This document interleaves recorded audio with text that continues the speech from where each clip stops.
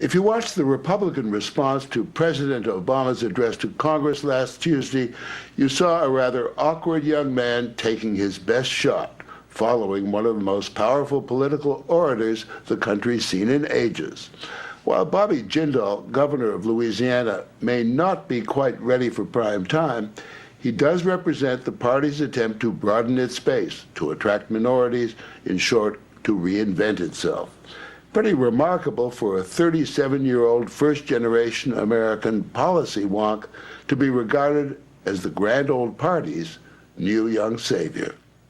Here in New Orleans, Jackson Square, the strains of Sweet Georgia Brown accompany just about the most popular yet unlikely man in town. All right, so you want to get in the middle of the girls? Well, I'd be honored to. Bobby Jindal is not a musician nor a restaurateur, but a mere governor who, after the Katrina debacle, is trying to put the big uneasy back on dry land. Be our next president? No, I need to fix my state. This son of immigrants, Ivy League educated, is all of 37 years old. He's been called the great beige hope of the Republican Party. I think the Republican Party needs to stop thinking about who the next messenger is. They need to stop thinking about how do they fix their party. We need to start thinking about how do we help fix our country. He's the first non-white governor of Louisiana since Reconstruction. And in a state that's been described as half underwater, half under indictment, he's a far cry from what Louisiana voters had taken for granted. Lily-white good old boys who made more headlines for scandal and corruption than for governance. Let's get started. Let's not keep all these people waiting. This eager and ambitious young whirlwind is determined to change all that. He doesn't drink, doesn't smoke, doesn't swear, and relentlessly hammers his message that the days of corruption and incompetence are over.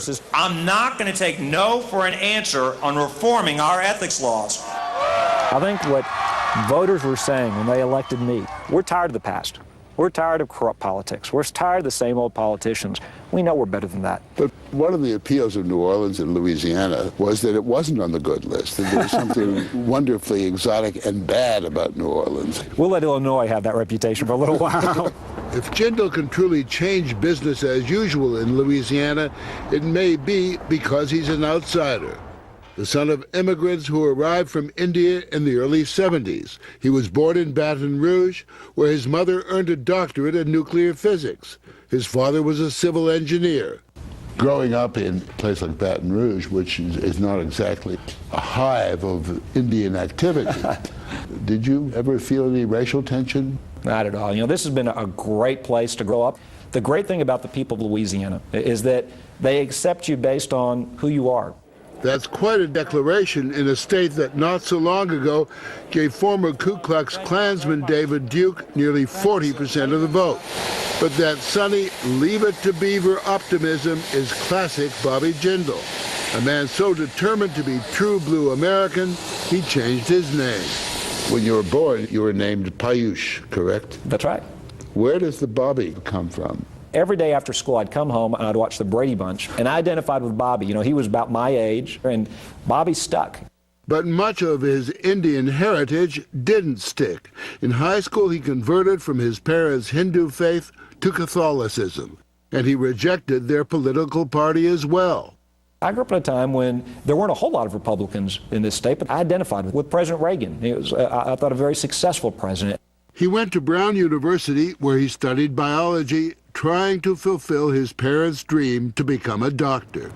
He was admitted to Harvard Medical School and Yale Law, but declined both.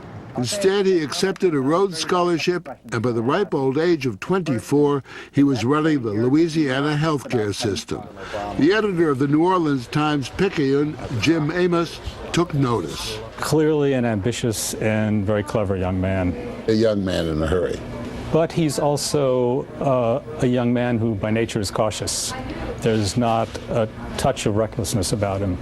Jindal first ran for governor at the age of 31, but lost a close race, then was elected twice to Congress. In 2007, he ran for governor again and won big. Amos says he did it by convincing even rural Cajun voters that he was one of them. The rallying cry, Bubba's for Bobby. That seems a huge reach for people like that. to vote for somebody as quote-unquote exotic as Bobby Jindal? He shares in many ways the conservative values of people in North Louisiana. And then the other big factor that I think played in North Louisiana as well as South Louisiana is Katrina. Hurricane Katrina and the bungled state and federal response, more than anything else, set the stage for change in Louisiana. Jindal took us to the still devastated lower Ninth Ward of New Orleans. Anybody watching what happened in 2005 should come away with the distinct conclusion we should never allow that to happen again. You talk about bureaucratic indifference. You think that's particular to any party? No, but I don't think as Americans we should accept anything other than excellence in our government. Look, I'm a Republican. I don't think government's the answer to every problem, but that doesn't mean we should accept incompetence. But where he seems to be making the biggest waves is in ethics reform.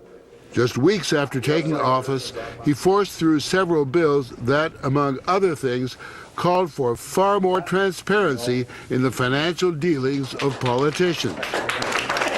It was a radical break with a tradition established in the 1930s by that powerful and massively corrupt governor, Huey Long. And here we have the Kingfish, yes? Huey Long. Long built the towering state capitol building as a monument to himself.